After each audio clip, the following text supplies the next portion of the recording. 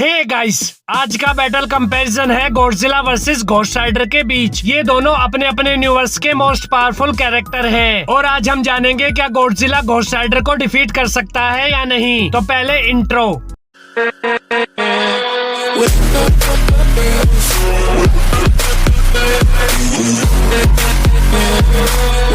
Godzilla सबसे powerful Titan है और गॉडजिला किंग ऑफ मॉन्स्टर भी बन चुका है। गॉडजिला की हाइट 390 फीट और वेट 1,64,000 टन है। अगर बात करें गॉडजिला की बेसिक पावर्स एंड एबिलिटीज की, तो गॉडजिला की बेसिक पावर्स एंड एबिलिटीज है जैसे super strength, durability, agility, atomic breath, nuclear pulse, regenerating healing factor और गॉडजिला एनर्जी को एब्जॉर्ब कर सकता है। मूवीज के अंदर गॉडजिला ने म्यूटोस को डिफीट किया है, कोंग को डिफीट किया है। तो ये थी powers and abilities of Godzilla. अब हम बात करेंगे घोस्ट राइडर की। घोस्ट राइडर जॉनी ब्लेज नाम का एक नॉर्मल लड़का होता है और जॉनी स्टंट्स को परफॉर्म करता है, लेकिन फिर जॉनी अपने फादर की जान बचाने के लिए डीमन मेफिस्टो से एक डील करता है और जॉनी अपने फादर की जान बचाने के लिए डीमन मेफिस्टो को अपनी सोल दे देता है और फिर जॉनी को मिलती है घोस्ट राइडर की स्पिरिट, जिसके बाद जॉनी ब्लेज घोस्ट राइडर में ट्रांसफॉर्म हो जाता है। अगर बात करें घोस्ट राइडर की बेसिक पावर्स एंड एबिलिटीज की, तो घोस्ट राइडर की बेसिक पावर्स एंड एबिलिटीज है जैसे